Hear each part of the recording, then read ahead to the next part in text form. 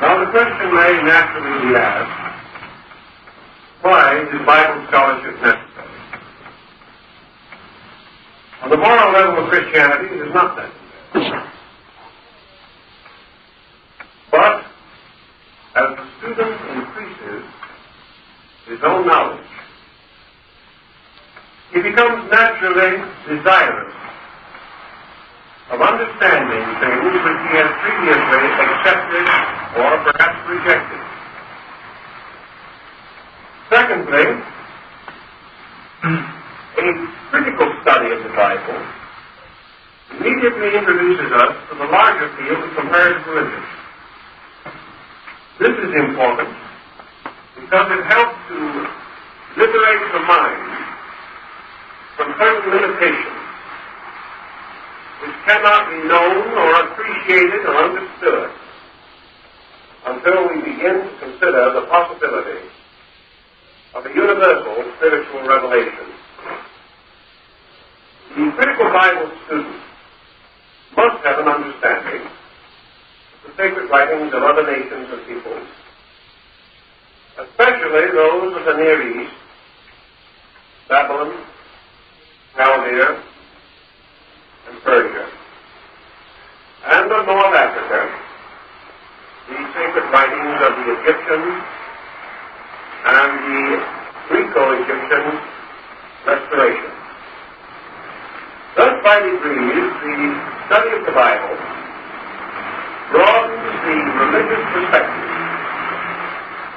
makes it possible to take a more inclusive attitude toward scriptural writing.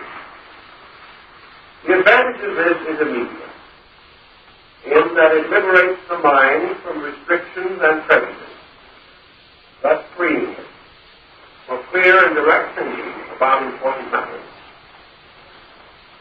So this evening we want to approach, as we have approached the other sections of this work, those books of the New Testament, from the Acts of the Apostles to the Revelation of St. John. These group together, and because of the limitation of time, we cannot separate them. We must try to consider their composite message, perhaps devoting a little special attention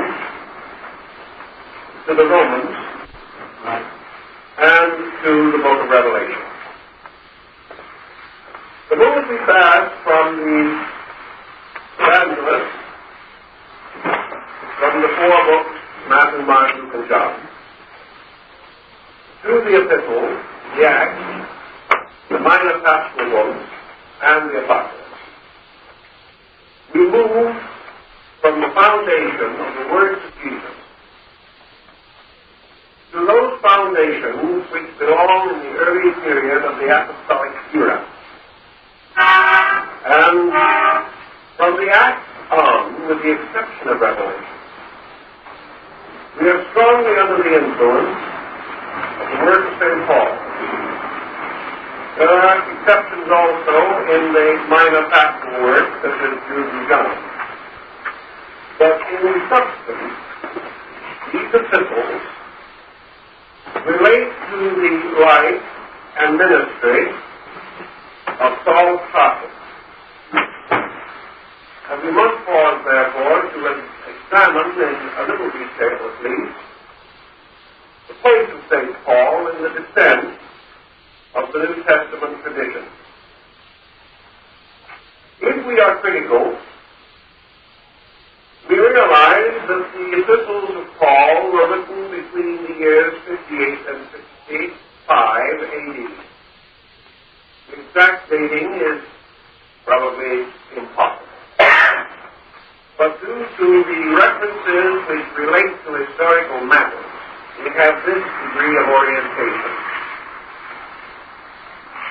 Now we also approach a number of problems in connection with Paul.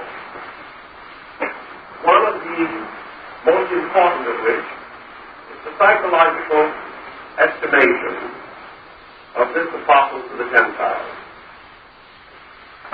Saul of Tarsus was perhaps the best educated, broadly lineage of those who formed the early circle of Christian leaders. Paul's position was that of a man undoubtedly conversant with pre-Christian religious rites and ceremonies. His entire psychology is dominated by one important circumstance, namely that of all the disciples and early apostles, he alone was a citizen of Rome. Now this is a far more vital point than might first be imagined. To understand it, we must proceed, as in most cases of biblical criticism, away from sacred writings to a study of Roman law. And this opens an entirely new field. The city of Tarsus opened its gates to Rome without resistance. And as a result of that, the citizens of Tarsus were made honorary citizens of the Roman Empire. Among those so treated was Saul's father. And, naturally, Saul was therefore born a Roman citizen. Now there has been a great deal of interpretation and study about the change of Saul's name from Saul to Paul. Some have assumed that this was a result of his conversion. Others have taken the attitude that it was a highly symbolical gesture on his own part, in which he proclaimed himself the least among the servants of God. Actually, our answer is probably much simpler, far less dramatic, and in the terms of Roman law, most reasonable.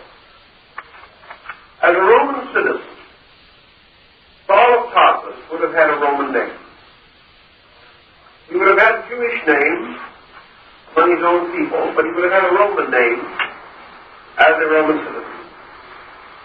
And it is almost certain that the name of Paul is the result of the fact that he was a citizen of the Roman Empire. Paul's life was a strange contradiction. He was well educated. There was a very important center of training, knowledge, and culture at Tarsus. He later studied in the rabbinical school in Jerusalem. He spoke Greek we know, and his writings have been compared favorably with the orations of Cicero. Thus, we have a man of extraordinary health. We also have a man of remarkable personality. Apparently, a man of intense emotional pressures. A man who probably today would be regarded as neurotic. A man in whose life nothing could be done moderately. A man of intensities and extremes. So we find him first persecuting the Christians. We believe that there is ground for the opinion that he physically attacked and brutally St. John. He did it, however, without question, on motives of the greatest sincerity. In the confused period of history in which these events took place, there was a great deal of conflict between various groups and levels. Saul or Paul firmly believed that the Christian community was a menace to the Jewish state and the Jewish faith. And he appointed himself as a defender of the old order, and therefore was perfectly willing to see the Christian community discomfited and destroyed. He was on his way to Damascus for the purpose of destroying a Christian communion, when the mysterious episode which is known in theology as the Theophany occurred. It was here that the vision, or the illumination, or the appearance of the divine temporarily blind and cast him helpless and hopeless from the earth. It was at that time that he heard the words, Saul, Saul, why persecutest thou me? As far as we can learn, Paul never knew, met, or even saw Jesus during his lifetime. His only contact with him was through the theophany. And we are not convinced from the records that are available whether Paul says that he saw Jesus in the Spirit or merely heard him and felt his presence. But in any event, this tremendous emotional crisis completely changed the manner, the life, the purpose, the conviction of this remarkable person. From that time on, he became the devout and almost fanatical follower of the voice that he had heard in the vision. This has an important bearing upon our subject because Paul now emerges as a person following a doctrine, not as the apostles who had known and lived with Jesus as a man, but following the doctrine of a voice that had come in a vision, surrounded by light, which had shattered his inner frame and reduced him in an instant to complete humility. Thus Paul's concept of Jesus and the Christian ministry is vastly different from that of the apostles. The disciples had lived and had many years labored with Jesus. Their own opinions of him were somewhat diversified, but even the most faithful could not keep vigil with him for a single night. These men, the disciples, were very personal in their attitude. And from what we can gather from the Gospels, regarded Jesus as a rabbin, a teacher, a member of the Jewish community. Paul's attitude was quite different. This attitude brought him into violent conflict with St. Peter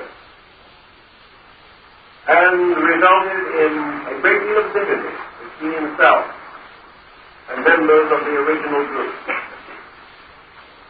But Paul's contribution was unique because of this important difference, that he had not known Jesus in the flesh.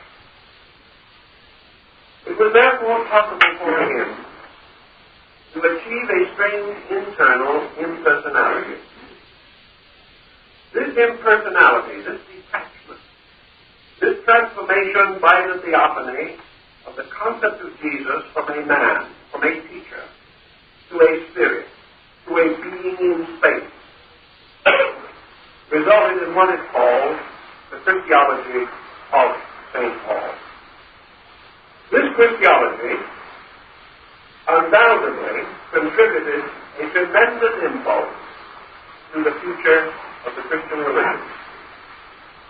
It broke through the barrier of time and changed the perspective from that of a generation in which these incidents occurred and transformed the entire Christian concept from a series of happenings in Judea into a great mystery of the Spirit which could extend through all nations and times and could bind men of 100 centuries together in a belief which was essentially a spiritual mystery of God. That Paul was responsible for the emergence of the doctrine of the Christhood as distinguished from the teachings of the disciples, is now universally acknowledged. Also that Paul, because of this difference within himself, approached the entire problem of Christianity from a different level, even in the beginning. He was not unique in this level. Others followed him.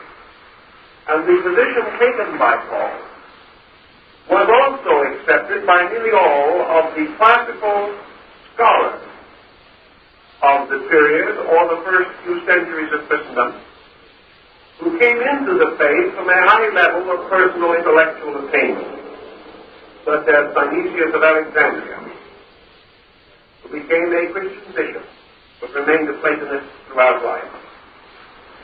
This level was accessible to Paul, who from his writings and from his interpretation was obviously familiar with the writings of the classical Greek school.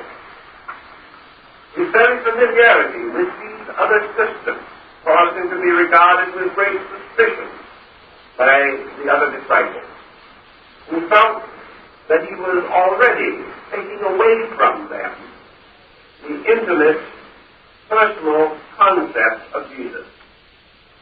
Thus we have two distinct Christianities arising in the first century and marked by certain collisions of doctrine and belief.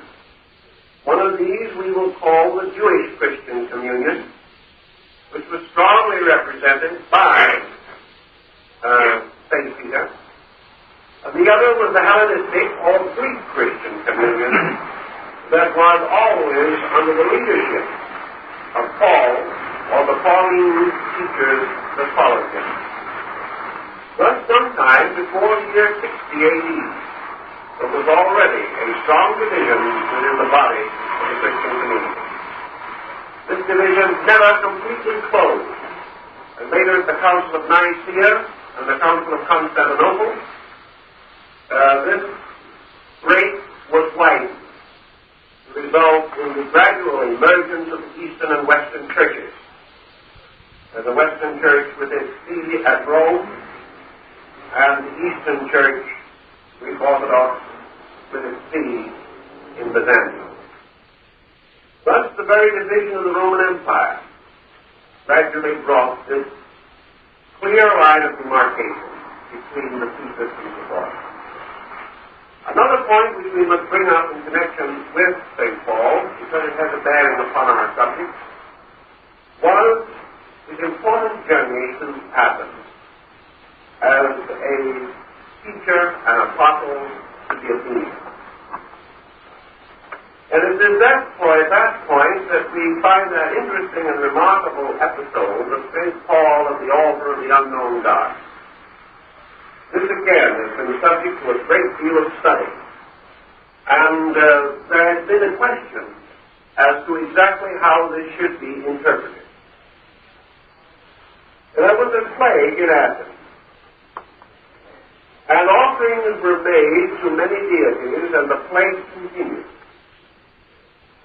Finally, an offering was made at the altar of an unknown God, and the plague subsided.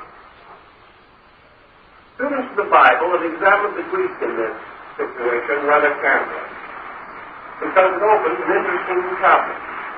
What did the Greeks mean by an unknown God? Was the meaning an unknowable God? In other words, did this altar stand for a supreme being beyond all other gods, and because of its nature ineffable and unknowable, and not to be in any way represented by a statue or anything of that nature? Or did it mean the God of some other people unknown to the Athenians? Did it represent some peculiar point in their own theology? Here your Bible study becomes very important. I've heard this question raised and discussed by a number of interested persons. Unfortunately, however, none of them have recourse to the Greek. For the moment you do, the answer is obvious. An unknowable God, or a supreme being beyond definition, would not have been written in the Greek as in this particular instance. The actual meaning of the word is exactly as we have it in English, that it was some deity, any deity, that might possibly intercede. Simply a God not known, not recognized, or perhaps overlooked in the various religious rites. Therefore, to any other God, the prayers and offerings were made. But it does not mean a superior or different divinity. This episode in connection with Paul has had considerable publicity, recognition.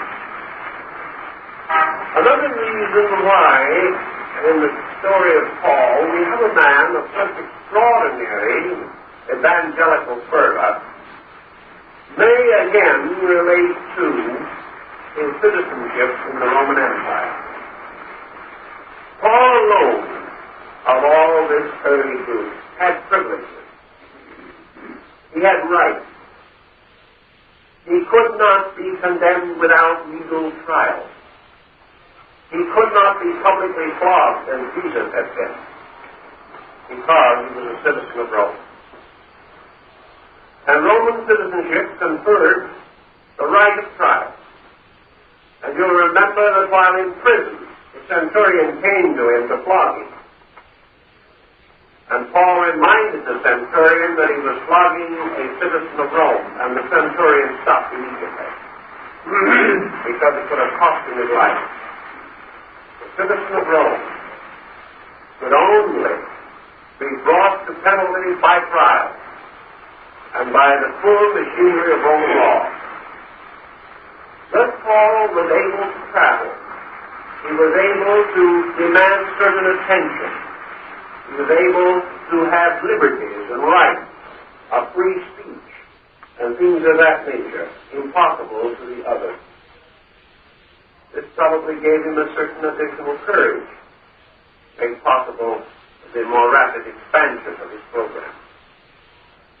So we have in this general picture something of the nature of Paul. And then we consider what his work and ministry really was. Now, if you divide the epistles from the Gospels, you will find that they are not quite the same.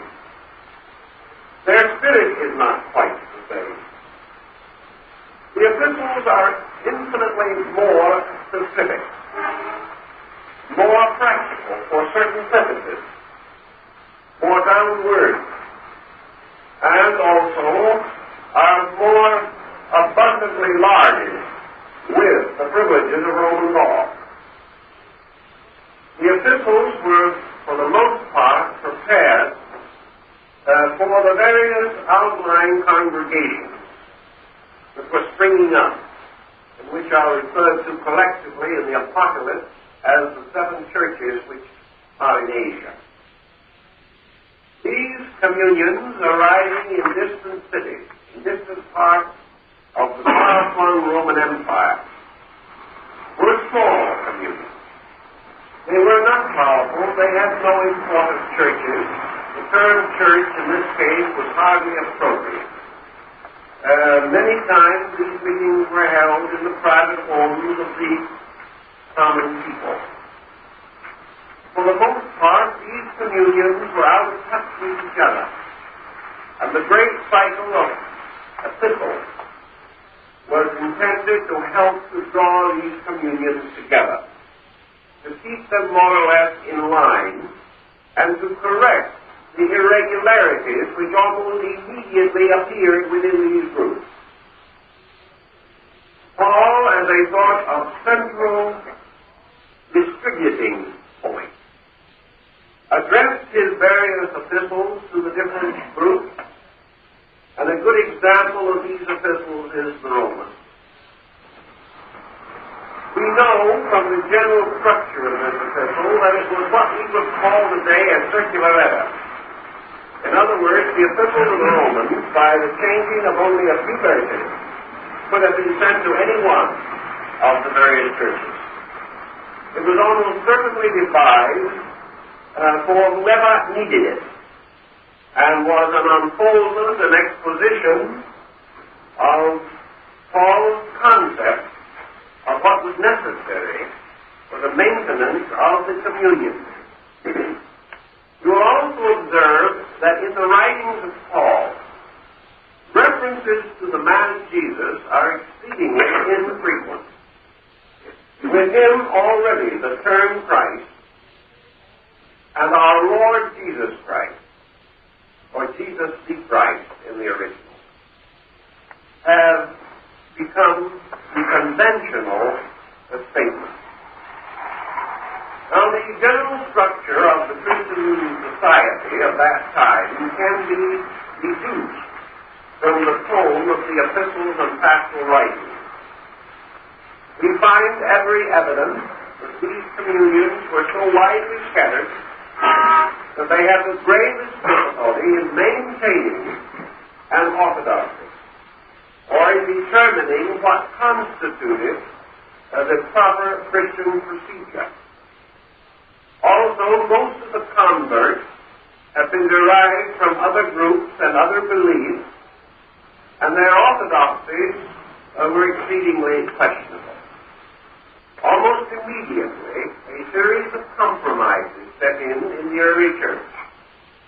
These compromises consisted of a constant effort to engraft other beliefs and sects upon the early descent of the Christian theology. This perhaps was not the result of lack of piety or the result of intent, but almost inevitably those coming from various beliefs brought part of these beliefs with them and began to interpret Christianity in the terms of these other beliefs. In other words, they did the same thing that the disciples claimed St. Paul himself had done. They said that he had sold out Christianity to Greek philosophy. He, in his turn, in writing his epistles and letters, warned these various Christian communities that they were selling out their spiritual birthright by being intermixed with the prevailing doctrines of the time. Fortunately, in this level, we have outside testimony, which assures us that the line of differentiation between the Christian and non-Christian world in the first century A.D. was exceedingly thin. In fact, in many areas it was non-existent. We know that the first 16 popes were actually Jews of Orthodox background.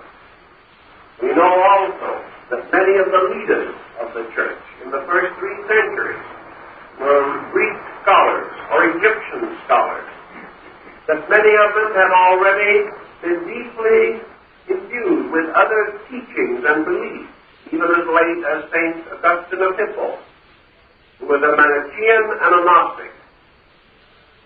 This meant that the problem of orthodoxy was a delicate one. So delicate that the early ante-Nicene fathers, like Clement of Alexandria, even went so far as to try to arbitrate between the Christian community and the non-Christian world in which they function. He insisted, for example, that the principal differences between Christianity and paganism at that time were differences of terms, and that actually the beliefs were parallel, if not identical. You know that the Bishop Miscellaneous, whom I have already mentioned to you, accepted the appointment of Christian bishops with 2 personal reservations. First, that he should be a bishop, and at the same time keep his wife. He had been long and happily married, and while it was assumed that the bishop of the church would lead a celibate existence, he said, if you want me for a bishop, you will take my wife along with me. The church agreed. The second said, if you want me as a Christian bishop in North Africa, that is all right, with the simple fact that I will fulfill these functions but I will not give up my belief in the pagan God. The church agreed. Evidently they needed a bishop all for that. This condition was not unusual. We find records in as late as the 2nd and 3rd century that Christian bishops visiting Alexandria first performed Mass at the temple of Serapis and then went and performed Mass in the Christian churches. In other words, there was no line as we know it today. This line was drawn much later. And even in the Pauline Epistles, we have the definite assurance that there are sheep that are not of this fold, that there are other faiths, and the apostle was not in a position to decry them all, or to decline them empirically. Even as late as the medieval period, when Christianity was completely established as far as a world religion is concerned, the church maintained a most favorable attitude toward Plato, and also took a most generous attitude toward Hermes and the Hermetic writings of the 1st, 2nd, or 3rd century, these early periods. This lack of a clear line of division between Christianity and the non-Christian civilization around it is also reflected strongly in the epistles of Paul. He is calling upon these communions largely to demonstrate their faith and their orthodoxy and their conformity with the Christian concept by the living of exemplary lives, by the keeping of the spiritual covenant, and to a degree at least by breaking away from the old forms of orthodox Jewry. They were not to follow and merely be reformed rabbis. They were to assume a definite and completely clear historical position as a new faith. Paul, working with these problems, works constantly from a very definite background. Now, you realize that many of the words attributed to Jesus, including the last words on the cross, are direct quotations from the Old Testament. We find, however, that in the works of Paul, there occur a number of statements and a number of forms of religious philosophy that do not parallel the Old Testament, and therefore cannot be cross-referenced. One of these is Paul's description of himself, where he says, "I'm a wise master builder." This statement is not to be found in the Old Testament. It is not to be found in hardly any of the apostolic writings of the following 3 centuries. It stands almost unique. And the use of the term implies at that time overseer, or one in charge of workmen. It implied also a knowledge of some of the pagan initiatory rituals of the secret orders of that time, such as the Dionysian Artificers, and rites and mysteries celebrated at Tarsus and also at Epistles. There is every reason from the words of Paul to assume definitely that he was an initiate of pagan mysteries prior to his conversion.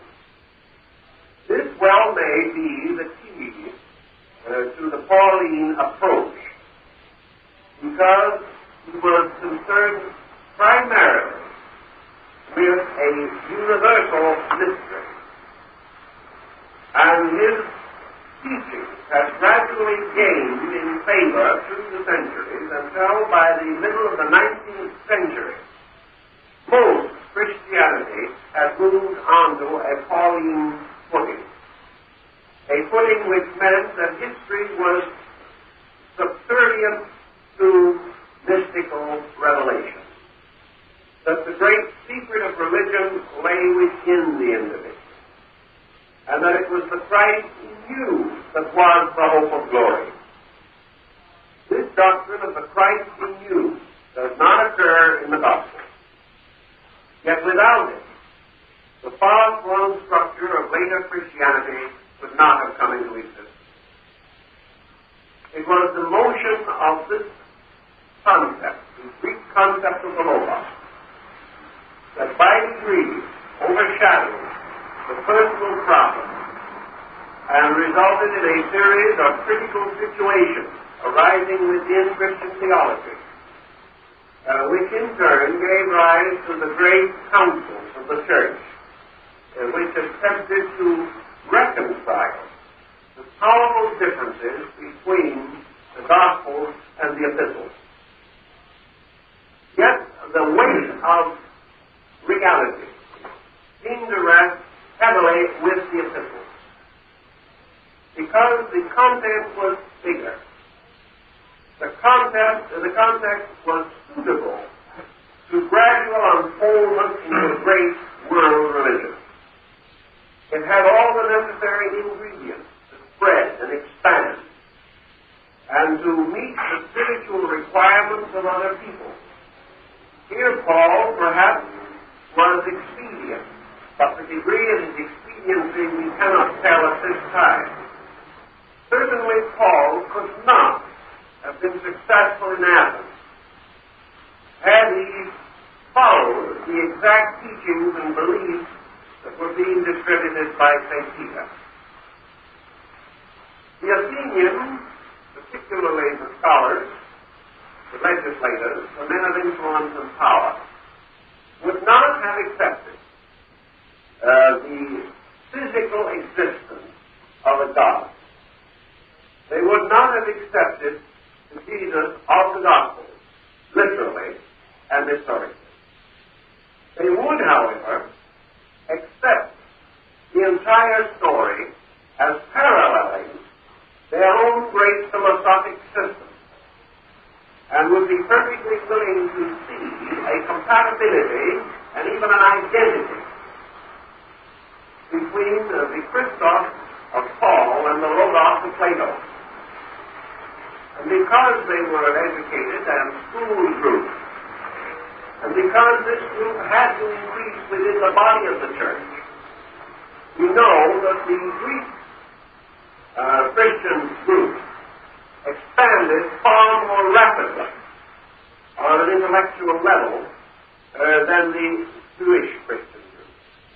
In fact, gradually, the Jewish Christian group was practically a stall into the descent of Greek Christianity. And this, of course, is rather well pointed out by the fact that almost all, in fact, all of these very early codices that we have of the Bible are in Greek, as I have already told you. Now, the substance and essence of this situation is subject to one other important orienting factor, one with which very few nominal Christians are acquainted. And that is the psychology of the world at that time. A psychology which was partly perpetuated by the Jewish tradition and partly by the Christians.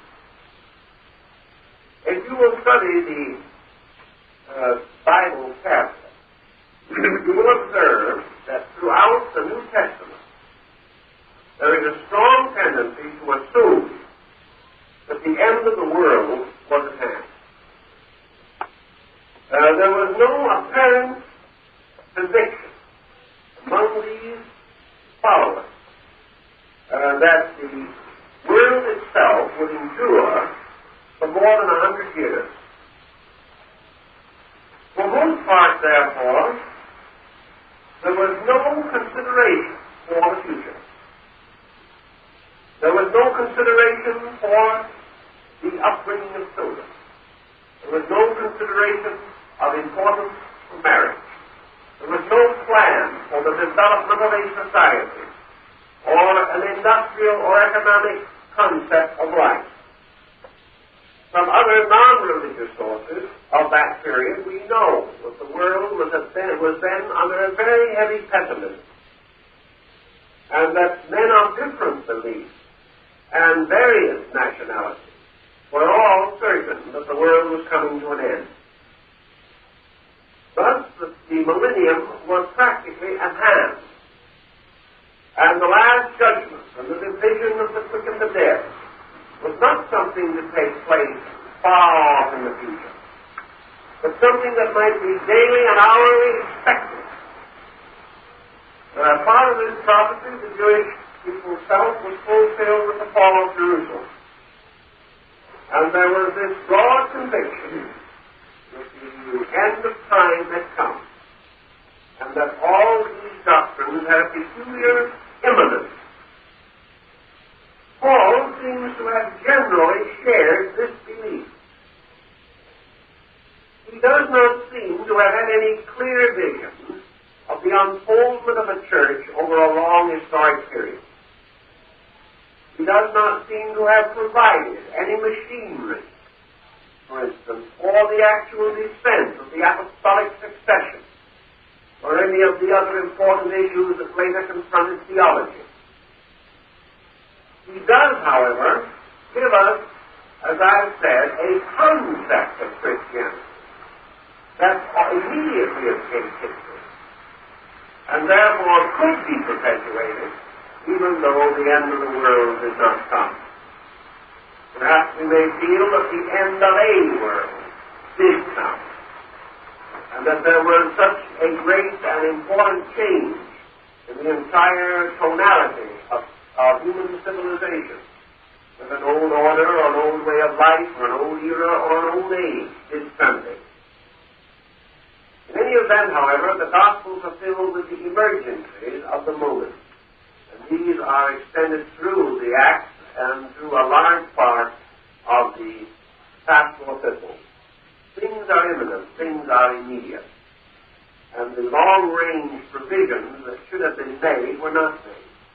Perhaps this is the reason why no one at that time really believed a long-range plan to be either necessary or possible. Certainly all these elements have played their part in the integration of this early concept. In summarizing, therefore, the Christ whom St. Paul preached, whose message was in his letters and epistles, was a spiritual power abiding in faith, a principle of universal salvation, a principle to be known not by words alone, nor by writing, but by the quickening of the Spirit within, a being universal in its availability, a being to whom men of many nations, races, and languages would pray in their own tongues and in their own places, and they would be heard. The older writings have very little suspicion of this, though it is in them at all. It is Paul, therefore, who actually placed mysticism, the powerful expression of an internal mystical revelation, in the foreground of the faith. To him, the Christ was the extension of the Godhead, a divine and eternal principle which overshadows the man Jesus, who became its instrument but was not its substance. And Paul went further in his assumption that this same spiritual principle, this eternal Christos, could anoint others, could reach into their hearts, could quicken them into life through the quickness and fullness of faith, and that therefore the mystery of Christ was available to all men, and that this mystery was available to them in their own understanding, in their own ways of life, in their own community, and that the important thing by which this mystery might be expected to occur was the obedience to the great concept of a spiritual truth and reality, that faith and and obedience were the great powers which made this illumination possible. The experience of Paul on the road to Damascus also entered into another phase of his public ministry. We find Paul strangely torn in his effort to distinguish what was good. He knew within himself in a mysterious way that of all men he was probably the least worthy to have received the vision that was denied to even the apostles themselves. He, the man who was on his way to persecute the Christian community, who had hated the Christians with a bitter and vindictive rage, not probably a personal rage, but a rage of indignation because of his own religious beliefs. This man who had no good in his heart toward Christ or toward Jesus was the one to whom the most blessed and wonderful of mysteries had occurred. This was most disorienting because it attacked the very basis of what might be termed the philosophical systems of the Greeks, to which Paul had a natural inclination. It became the basis of the arguments later of the Emperor Julian against the Christians, because the entire Pauline perspective was burdened with a strange quality that was apparently, at least, hopelessly inconsistent. And it was simply this: Paul preached that men must love Christ in order to be Christ. He had hated Christ and was Christ. Now this was a situation. It undermined in his own nature his understanding of the machinery by which spiritual regeneration was possible. He suddenly was faced with the appalling fact, at least it must have been appalling to a man who had a trained philosophic mind, the appalling fact that apparently good has nothing to do with it. We find this appearing later in the Pauline Epistles, where Paul admonishes those who realize that it is not possible for man to earn salvation by his own works, that he must earn it only by the grace of God. The salvation is bestowed. It is not earned in the ordinary sense of the word. But like a flash of lightning, it descends according to the divine will. It must, because that is the only way it could have happened to Paul. He could not have stood up and claimed to have merited it. And we do not know just what kind of life he lived before the conversion, even on other levels of his character. We know he must have been a highly emotional and very intense human being. Thus, all of these things are mysteries in the Spirit and mysteries in God, which transcend human understanding. And so with Paul, the blessing of salvation is something that is beyond man's ability to know or comprehend. Yet at the same time, Paul recognized or realized in his own sober moral moments that this could not be so far, at least not exclusively. The reward for the virtuous life, for the Christian life, must be advanced as important. Paul was constantly counseling the living of a good life to all of the group who received his epistles. Yet through all of this flashes this strange and incredible experience of his own, in which the greatest sinner has become the greatest saint. in some way the sinner and the saint must have something in common. And the Lord, in His wondrous working, raises up the unworthy and casts down the great. And these things are beyond human understanding. So at a certain point in almost all of his thinking, Paul reaches the circumference of human understanding.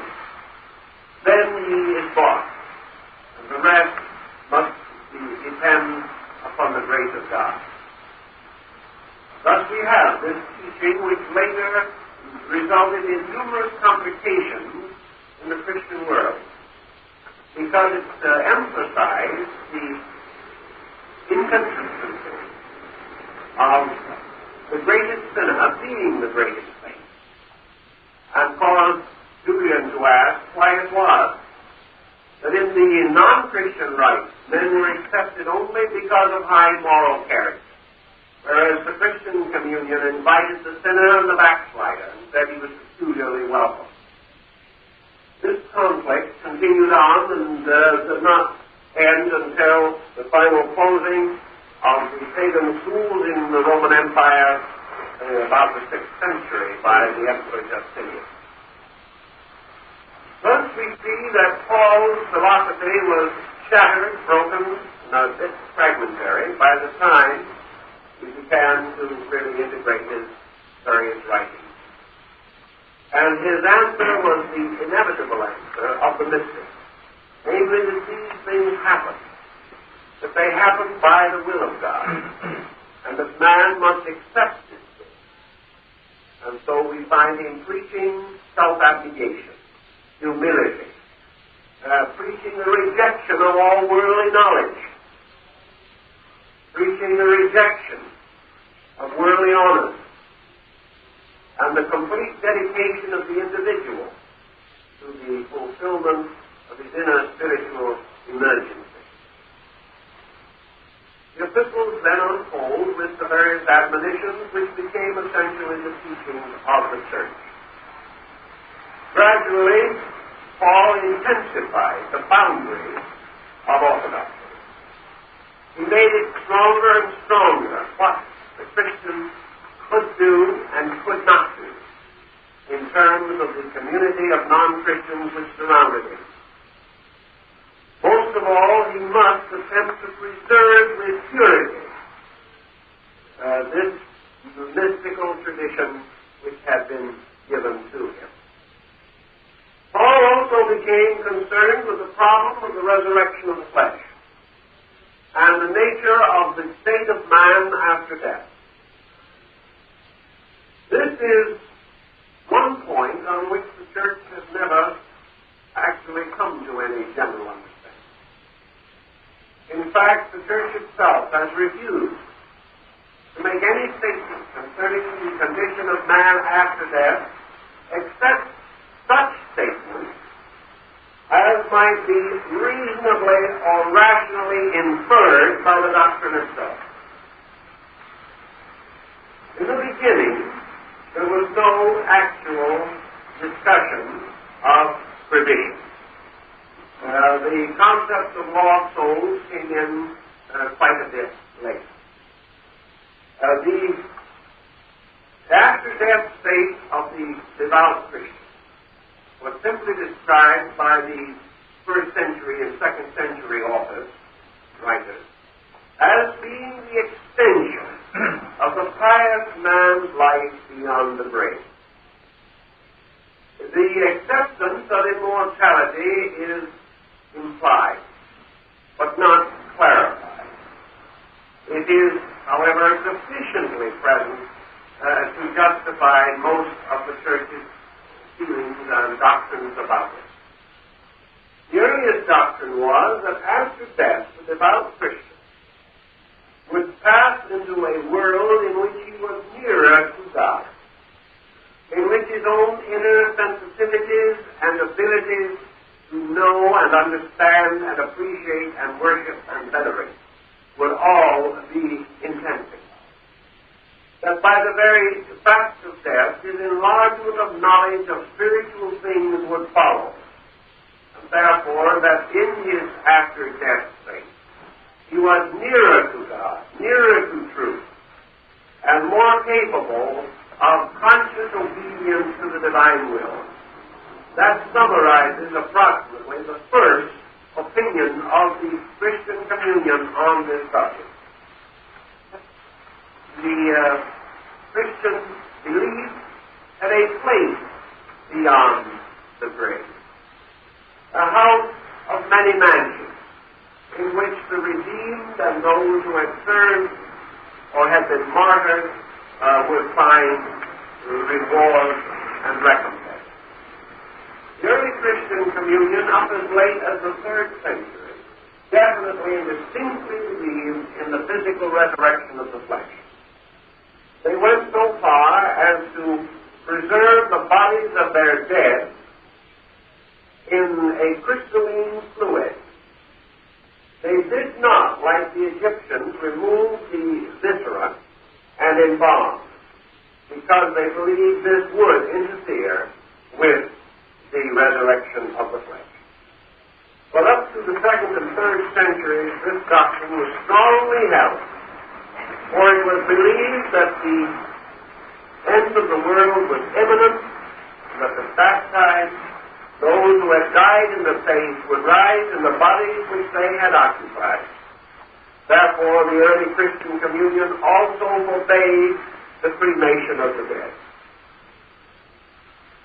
Later, of course, following the development of the Pauline concept, most of these beliefs were subject to interpretation. And by interpretation, the literal implications were gradually modified. But actually, in the beginning, there is every reason to know that these beliefs were simple, direct, and extremely literal. As an escape from these literalisms, and as an invitation to a larger approach to the entire situation, we should take into consideration the apocalyptic writings, and particularly the revelation of St. John the Divine. We are not sure of the exact time at which the book of the Revelation was written. The best guess is that we have, at the moment, placed it about the end of the 1st century. In other words, between the years 90 and 110 AD. We are not sure of the author, although the tradition attributing it to St. John has a respectable antiquity. It is supposed to have been written upon the Isle of Patmos. And as surely as the Epistles differ from the Gospels, so the Apocalypse differs from them both. The Apocalypse stands almost completely alone among the New Testament writings, and if anything has more of the flash of Isaiah and Ezekiel than it has of the New Testament authors. The author of this work was undeniably and unquestionably a mystic.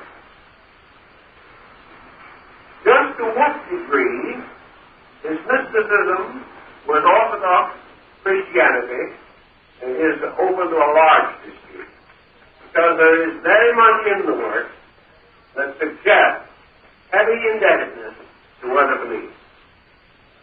Perhaps the Apocalypse can best be described as a cross-section of the beliefs of that time, and it has also been suggested that it was written primarily to bridge the interval between the rising Christian community and the great structure of the pagan mysteries then collapsing in the Near East and North Africa. No doubt whatever that the author of the Apocalypse was telling us a story very much more complicated than that of the apostles and the disciples. Yet there is a definite indication in the Apocalypse that the author was indebted to St. Paul. Although, generally speaking, the writings of John belong to a little different group, and John and Peter and Paul never got along well together. Actually, The Apocalypse is one of the most difficult books in the world to interpret. The reason being that it is an intense polyglot and derives a confusion of emblems and symbols from a number of other sources. As early as the 3rd century, it was alleged that the Apocalypse had been influenced by Hindu and Far Eastern doctrines, and many of the early writers felt its indebtedness to the Persian mysteries. Certainly, the Apocalypse was a product of this melting pot of beliefs. It was a syncretic work. And if we could imagine ourselves today, with our present perspective, in a world such as that in which the Apocalypse was written, we would say that it was a work on comparative religion, that it was definitely created to bind up the wounds which had divided the faiths of the past, and in a way to archly intimate that Christianity was the summation of the spiritual convictions of man, and not a new religion. I think this is one of the strongest points that is held in the overtones of the Apocalypse. The writer is trying to tell us that all prophecies, all mysteries, all great systems of ancient ritual and doctrine were fulfilled in the Christian dispensation, and that the Christian Messiah was the one whose coming and whose rulership over the quick and the dead had been promised since the beginning of time. This means one of two things, and there's a little question here, but the answers are reasonably probable. In the first place, it could be that certain changes were made in the book of Revelation, by which it was tied to Christianity, and that it was not actually a Christian writing. This, however, seems a little doubtful. It seems more likely that the author carried this miscellaneous information within his own consciousness, and in his own mind pointed it in the direction of the faith to which he held allegiance. Now, what are the elements that we can definitely trace? A few of them.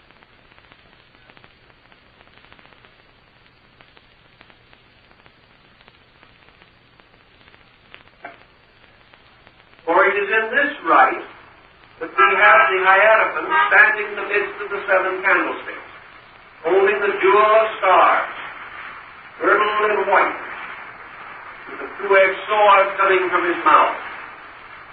This emblem is taken directly from one of the earlier systems of religion. The Last Judgment is Egyptian, and the ritual of the psychostasia, or the weighing of the soul, is certainly derived from the Egyptian rite.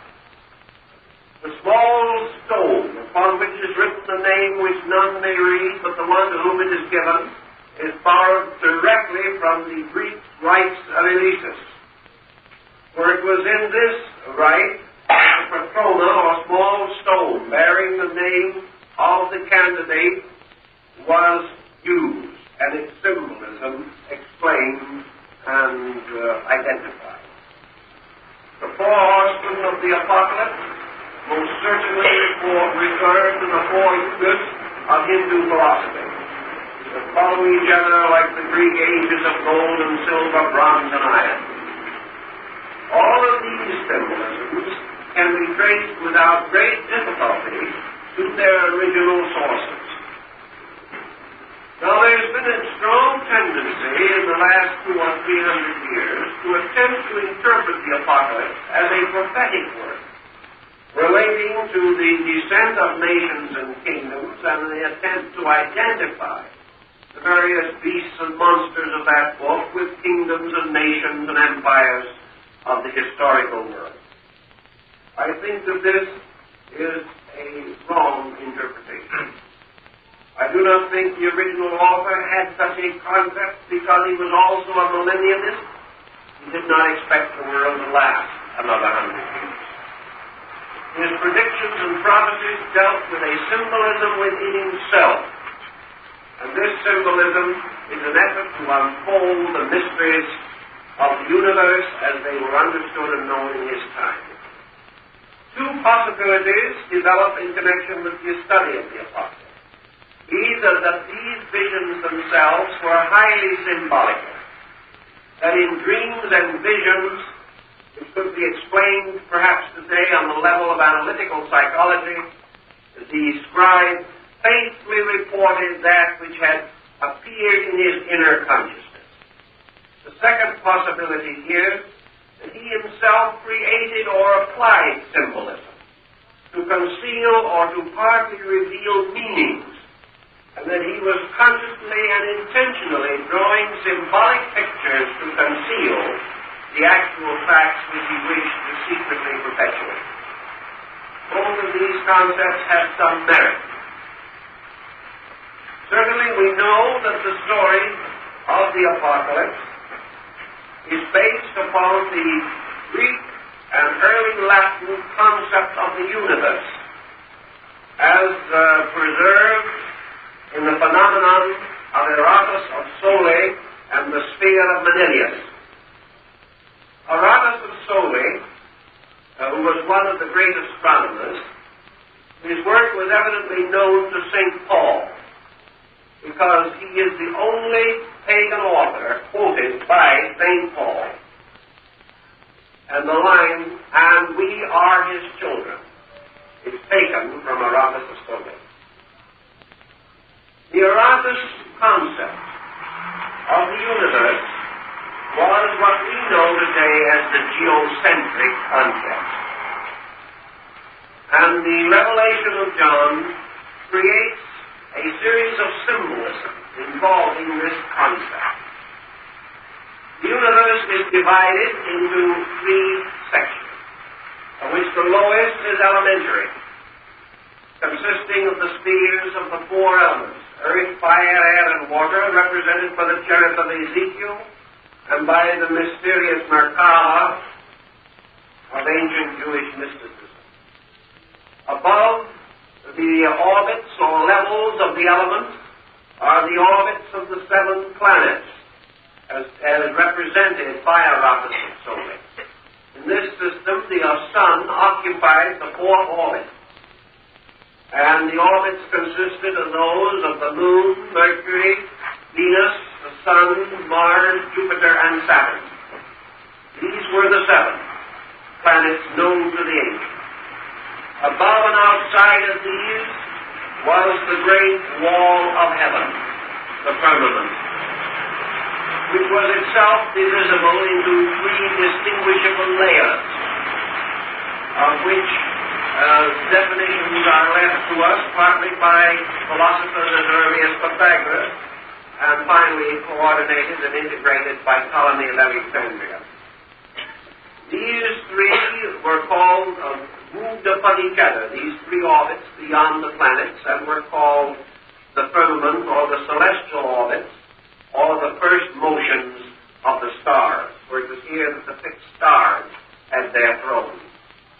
Beyond and above the orbits of the fixed stars was a wall encircling the entire solar system, which was held within a sphere, represented by the Egyptians by the use of the symbolism of a transverse section of an onion. These were concentric rings surrounded by a wall or shell, like the shell of an egg.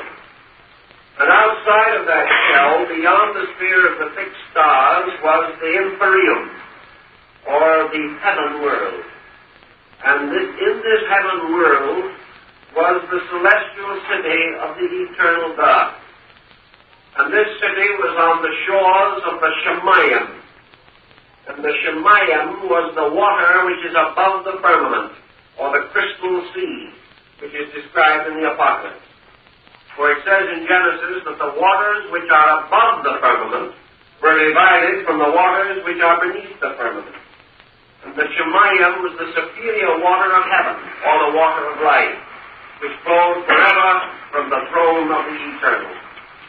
And here, surrounded by the mysterious symbols of the cherubim, on a great and golden throne, before which knelt 24 elders, was the eternal Spirit of God, and in the presence of God was the Lamb. And the Lamb had 7 horns and 7 eyes. And the whole symbolism is distinctly in line with the Mithraic rites of Persia and certain of the mysteries of the Greeks as set forth by the various Neoplatonists a little later. And of the Neoplatonists, particularly Iamblichus, in his discussion of the universe, and Porphyry in his Cave of the Nymphs, which was a study of the submundane universe. Now this remarkable concept becomes the great key to the Epistles. And as you study it more carefully, you begin to recognize that John's vision consisted of his ascending a ladder, a mysterious ladder of 7 rungs, representing the orbits of the 7 planets. And these planets were also the 7 churches in Asia. And each of these planets can definitely be identified with the names and attributes of the 7 churches. These planets and the churches are also the 7 seals of the Revelation, which must be opened. And to an Eastern student, the 7 seals certainly tie very closely with the 7 disciplines of Vedanta and Yoga. The seals by means of which the conscious powers of the seer could be quickened and opened. And when John had ascended through the orbits of the 7 planets, he came to the little door in heaven, through which he passed through into the empyrean and beheld the mystery of the universe. A parallel of earlier days is the story of Istar at the 7 gates, and her descent into the underworld to rescue Tammuz, who had died and was imprisoned by the god of the moon in the sublunary region. A little later, the apocryphal description of Muhammad's night journey to heaven contains much parallel information. Riding upon a mysterious monster, part man, part horse, and part bird, called Al-Borak, the flash of lightning, Muhammad made the night journey and arrived upon this mount in his dream, which carried him to the stone Moriah on the threshing floor of the ancient Temple of Solomon. And here on the ancient threshing floor of the Jebusites, Muhammad alighted from the mysterious beast that carried him and stood in prayer waiting. And as he prayed, a ladder of silken cords fell from heaven. And Muhammad ascended the ladder and passed through each of the 7 gates. And at each gate was one of the prophets. And when Muhammad reached the 6th gate, there was Jesus. But of course, in the good terms of the Koran for the Muslim, only Muhammad could pass the 7th gate. But the same allegory, the same symbolism, the signification of the ascent of consciousness through 7 levels to internal seership, all of this is clearly indicated in the Apocalypse. Thus we have reason to assume something which up to the present time has not been assumed by the majority of Christian scholars, namely that it is very likely and possible that an apocalyptic brotherhood or order existed at that time. In other words, as early as the 1st century, there was a secret doctrine in Christendom, a doctrine that differs from that of the traditional belief. This would be all the more reasonable because it already existed in the Jewish beliefs, and Christianity at that time would certainly have been influenced by the Jewish division of learning. As the Jewish doctrine had an inner mystical and an outer legal code, so Christianity might very well and probably did possess, an outer historical and an inner apocalyptical mystery. We know that scenes from the Apocalypse were performed as early as the 3rd and 4th century as theatrical productions. And it is most likely that this work, much like the Egyptian Book of the Dead, was originally a ritual used in the communication of certain secret teachings. Here we have also supporting influence from the Gnosis.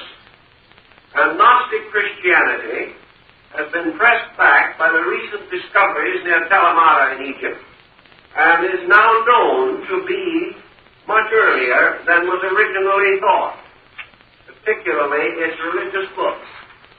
Part of the books of the Savior and the Pistis contain these discourses given in secret by Jesus only to certain selected disciples and immediate followers. And we have an authority for that, even in the Gospels, where it is said that Jesus taught the multitude in parables, but to his disciples he taught certain other things. What those other things are, the Gospels do not tell us. But the pseudo-Gospels and the Gnostic writings affirm that these things which he taught were the true secrets of his faith, and that these true secrets, as unfolded by the Gnostic Gospels, are exceedingly reminiscent of the apocalyptical story, because they are presented much in the same spirit of high fantasy and symbolism. They are presented as wonderful mystical experiences of consciousness. Thus, the Apocalypse may very well, like the book of Genesis, have at one time been used as a ritual. The precedent for that is also in the Egyptian Book of the Dead, for we know definitely that this was used in the mysteries, as Dr. Preston told me in Chicago, that a papyrus of the Book of the Dead has been found on the margins of which are the prompter's marks for the actors. So we know that the production was dramatized. And we have every reason to assume that as the Apocalypse consists of a dozen or more segments from other faiths that were dramatized in their originals, that the entire work might be intended to be dramatized as a great syncretic document, leading to the Gnostic and later the Neoplatonic conviction that all these spiritual revelations were identical, that only the names were changed, and that there was only one great world doctrine of salvation. Plato sensed this, Paul acknowledged it, and it certainly could be interpreted as being a large part of the burden of the Apocalypse. What the Apocalypse means to the average person requires a fair understanding of Christianity as it existed in the close of the ante-Nicene period. We've already mentioned the great Council of Nicaea, which resulted in the gradual establishment of the canon.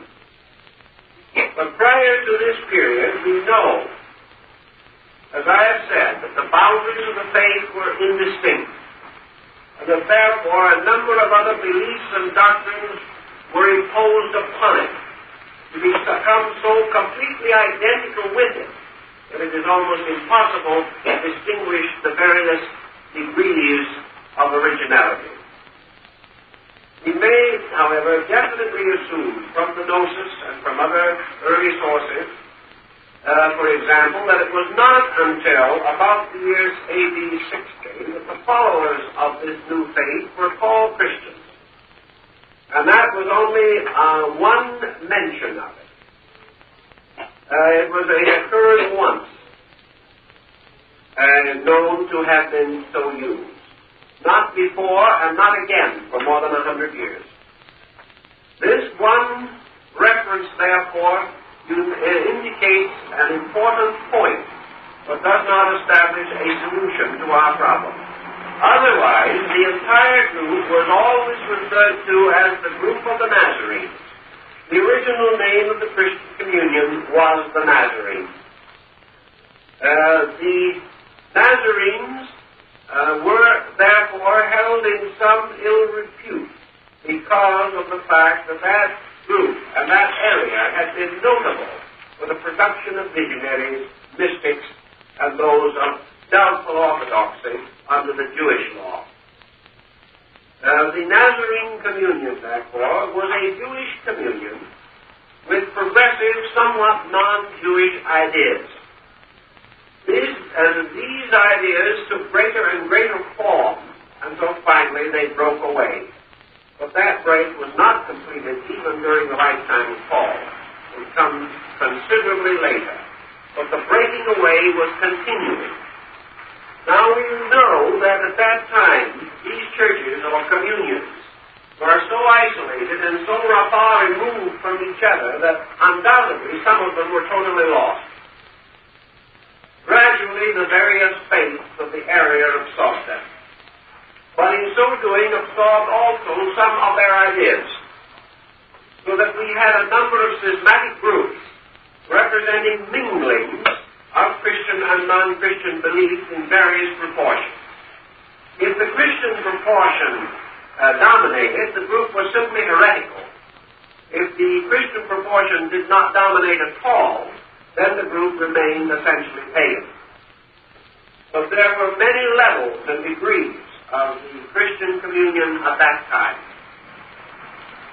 Now let us, for the purpose of our general survey of our purpose and our picture, go back now and attempt to make a composite picture out of the entire subject of this series of talks, so that we will take away something that makes a story.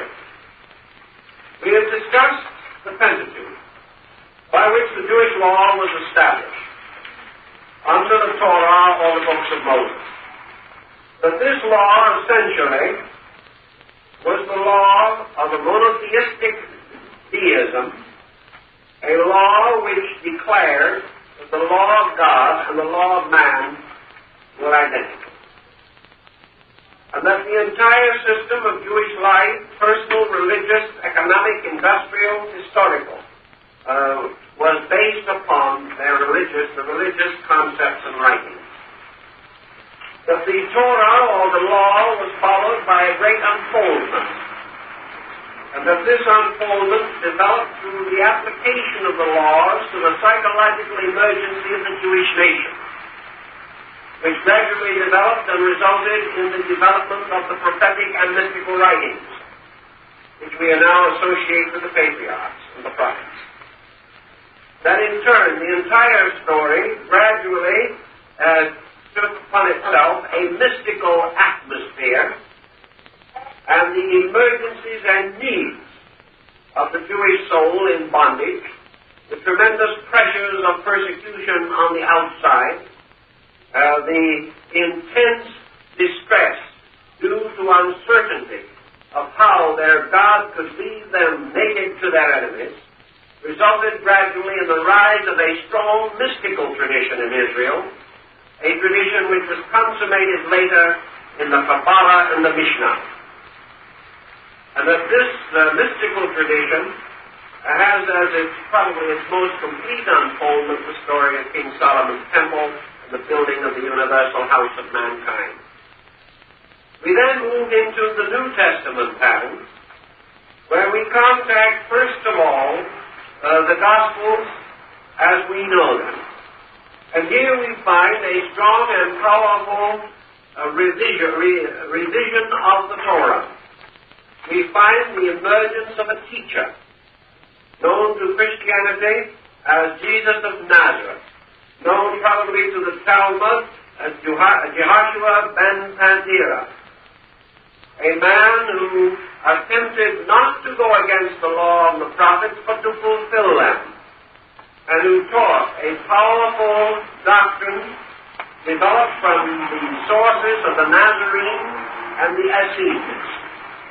But this man's great message was liberation of Israel by the transference of the weight of value from the success in this world to the storing up of treasures in an eternal world, where thieves could not break in and where rust would not destroy. So we have from the great sorrow of man the emergence of the man of sorrow. We find the great need for spiritual consolation in the Near East, producing from itself a tremendous regenerating force, a force exemplified by a king of the Jews, whose kingdom was not of this world. A reference perhaps to the great expectation, the great hope, that which suffers and fails in this world, if it is still true to its principles, will live on to glory. That the burdens which we carry and for which we see no release prepare us for a better life than we have ever known. This was the burden of the beginning of this concept. And all through this we are dealing with one package. We are dealing with the package of the struggle of Israel. Its struggle through bondage. Its struggle through the captivities. Its struggle against Rome. And finally the crushing defeat of Israel, the fall of the kingdom of Judea and the diaspora, or the scattering of Israel and the end of the political, social identity of this people. In this critical moment, when the worst had happened, when the entire background of Judaism was falling away from those who were passing through this great tribulation, we find the arising of the second act of the drama which ties together the whole picture of the Old and New Testament. This second act is the introduction of the character of St. Paul. Here we have a man by grace Jewish, by station a Roman, by learning a Greek. We have a man in whose nature many streams of concept and belief mingle. We find this man stepping into a situation. He stepped into it probably out of urgency. He was convinced that the disciples did not have the vision of the significance of the life of Jesus. He was also convinced that this life of Jesus was not even in itself the significant thing. That there was something else, and that this something else was revealed in one single incredible instant in the theophany. That there was a power in the universe, the Logos, that in the twinkling of an eye could make all things new. That there was in space a tremendous redeeming power. And that this redeeming power, this inevitable that could step in and change all things and make all sickness well again, that this tremendous redeeming power was actually the love of God. And that this love of God was conjured into existence by love for God. And this perhaps was St. Paul's great consolation. For when he persecuted the Christians, he did it for love of his God. Therefore, actually love suffered long and is kind. And this mystery of the reward for devotion, even if it is misplaced, seemed to have struck Paul desperately, with great earnestness and importance.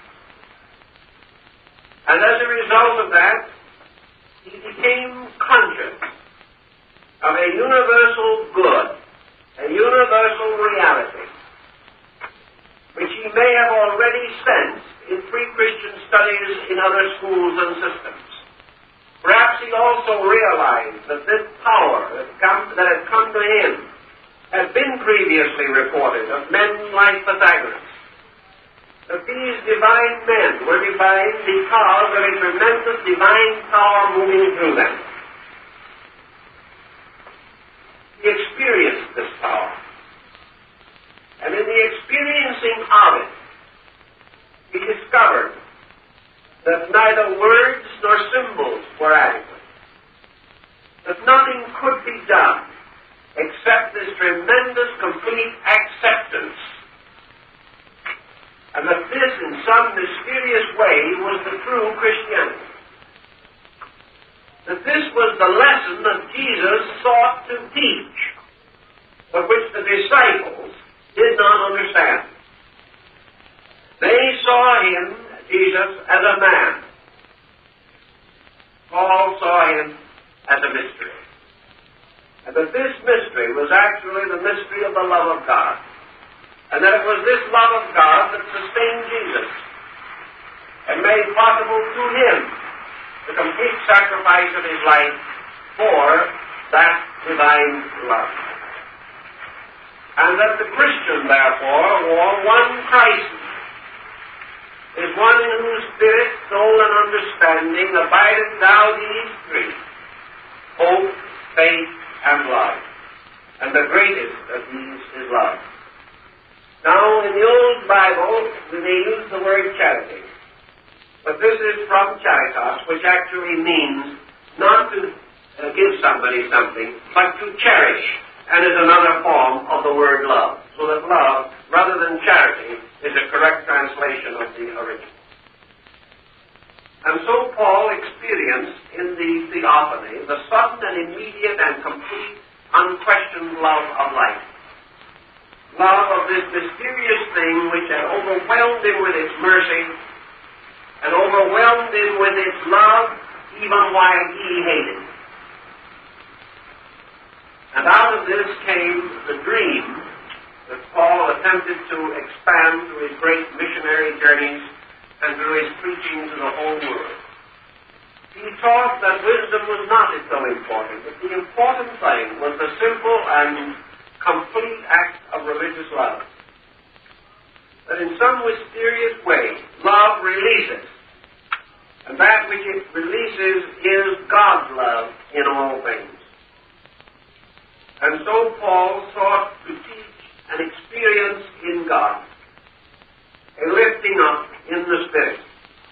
For if this love of God in man is lifted up, it will draw all things unto it. And this love is the second logos, the heart of God. And God redeems his world by sending forth his love into the world. And this love took flesh and was born among men. And men did not receive it, did not know it, did not understand it. But to such as did understand, he was given the blessing and the boon of eternal life. And Paul believed firmly and definitely that this love power comes not to man, but through man, because of its abidance within his own nature. Paul, working from the Greek angle of philosophy, recognizing a God in man, declared man's own purified and regenerated love to be the only begotten of his own Godhood. And that as God had created him, so love would perfect and redeem him. So all things that were created by wisdom and strength were perfected by love.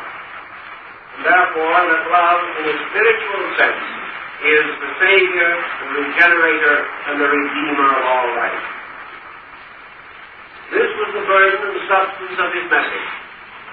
But he had so many trials, so many tribulations, so many wars and struggles with his churches, with his communion, and with the backsliding members of his group, that always he is extolling, always he is entreating, always he is demanding. But under it all is this vast concept of the creative, redemptive power of sincere, unselfish love of God, manifested always and forever through man's love of man. Thus love became to him more important than any other form of wisdom. And he considered it the perfect wisdom that man should love perfectly all things. And when man turned his love inward toward the contemplation of God, and experienced through love God's presence within himself, then he too had a theophany, for he beheld the love of God advancing to him out of the mysterious dimensions of his own soul, as Paul beheld a vision upon the road to Damascus. Now Paul, having conceived this tremendous structure of the Christian mystery of a universal power of redemption, a power inherent in God from the beginning of time, a power which through the love of God, incidentally, reserved all peoples prior to the advent of Christ. For up to that time, all good men were saved for the love of God. And because of God's infinite love, no good man who did not know the way of Christ could be lost. This was an important doctrine of the early church that was forgotten all too soon. And out of this also then arises the consummation, or the third act of this mysterious and wonderful tragedy and drama, and that is the unfoldment of the apocalyptical vision. For in the apocalyptical part, we see or dimly perceive the outlines of the great scientific mystical structure which was lacking in the Gospels and not evident in the Pauline epistles. Here we suddenly see beneath the robes and garments of the faith the structure of bones and nerves and arteries and veins by means of which this thing was a living body. And this living body consisted of the presence and existence of a discipline, of a system secretly derived from the great religions of the world, whereby the unfoldment of man and the perfection of his nature and the enlightenment of his service of universal love could be achieved. And I think that our basic concept there could be clarified by the simple statement that Jesus admonished all his people and his children to love one another. Paul taught men to love Christ, or the universal principle of love. But it remained for the apocalypse to define love. Here was the thing that was missing. We have all tried to love.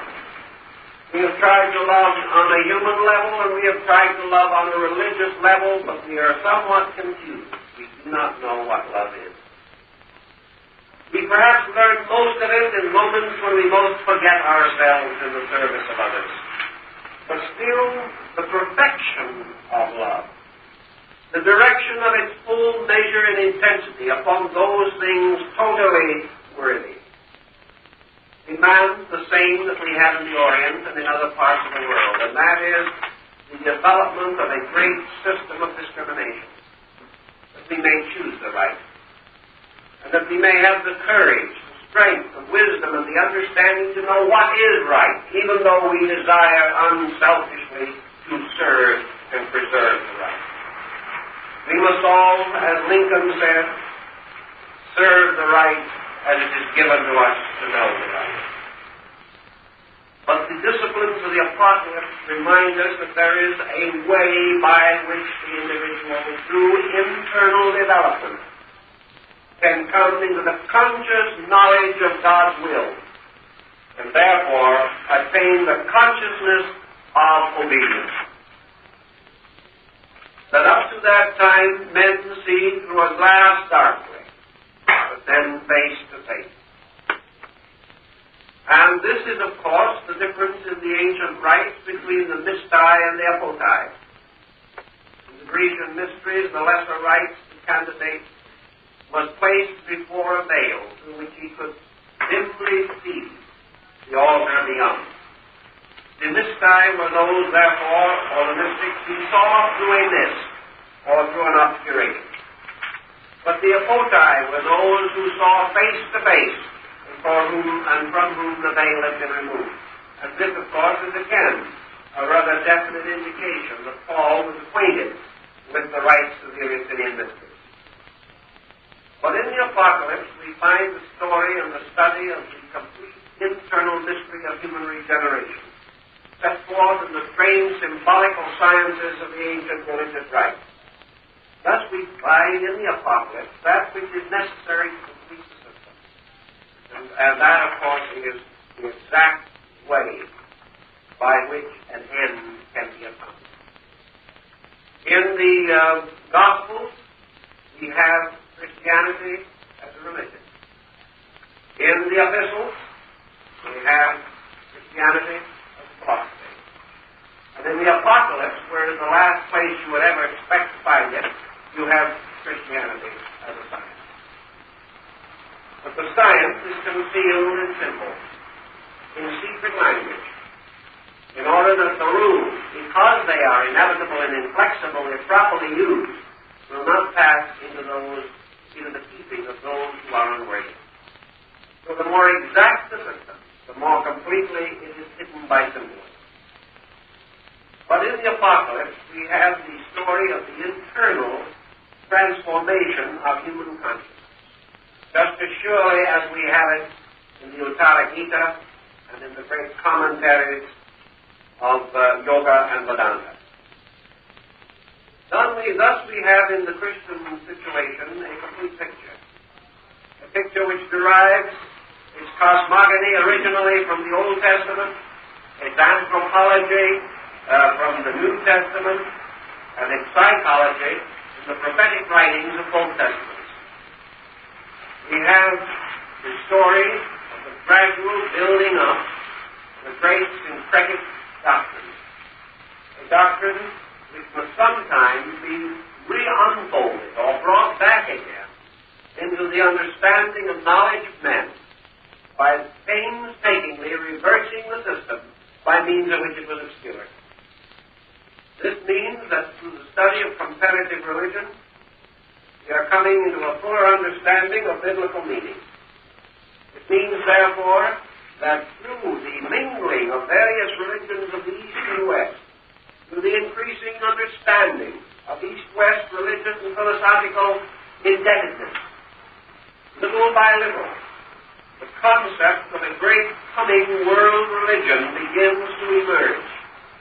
And this is the concept that was lurking in the soul of St. Paul. And that is that in the great religion of mankind, we would find the mystery of the absolute religious identity of love. That love in all faiths is the same. And that love of God is the supreme faith and the common denominator of all worship. And therefore, that those who worship true love are the servants of the Logos. And this Logos is called in Christendom the Christos, or the Anointed One.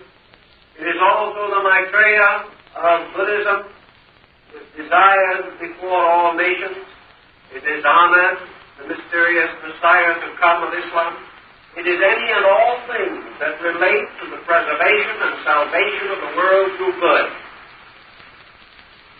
Because if love be elevated, raised up to the first place among all things, it will draw all men unto it. And in the simple and tremendous exposition of a doctrine of salvation through the available love of God, manifested through love for God and man, we have a complete statement of a mystical experience.